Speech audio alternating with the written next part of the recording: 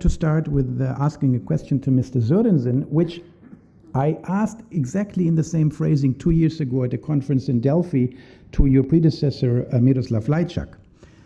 But I'm not going to tell you what he answered. Under the mediation of Mr. Lajčák, your predecessor, Serbia and Kosovo are said to have concluded an agreement in Ohrid in February 23 to normalize their relations. Serbia refused and refuses to this day to sign the agreement, and several Serbian politicians are on the record having publicly said there is no agreement. Now, as a layman who's not a lawyer, I'm wondering, is an agreement that is not signed valid? Did the Ohrid agreement ever enter into force? Is it a valid document?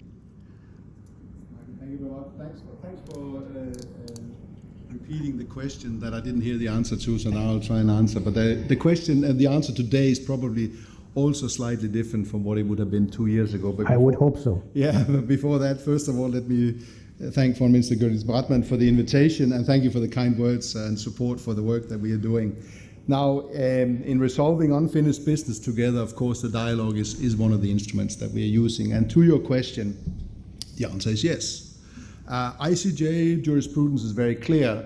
You don't need a signature to an international agreement that is entered into. The only question where that can be a question mark if it's only two parties in the room.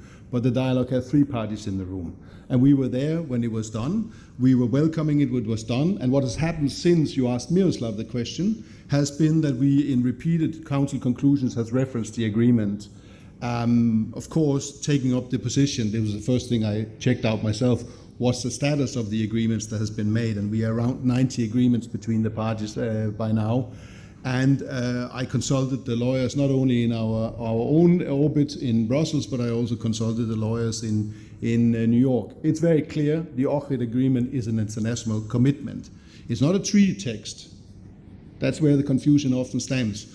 And I'm a lawyer, sorry for that, but it's not a treaty text. There are some clear specifications that needs to be met there, but it's an international commitment. And we as European Union have welcomed it. So it's very clear. If you are either Kosovo or Serbia and you deal with us, we consider this agreement a valid international agreement that has to be honored. Now, the fact that it might not be exactly as some of the politicians have seen it is also showed by the fact that implementation actually has started on some parts. There's parts especially on missing persons, but there's also big issues that are left unimplemented. But to your question, yes, it is. Okay, thank you. This was a crisp and sharp and short answer. This is in this spirit we should continue. I'll get back to this. I think we can make a second round if we go in this tempo. So I'll jump to the Foreign Minister of Kosovo, Mr. Konjuvca. What's your comment on that?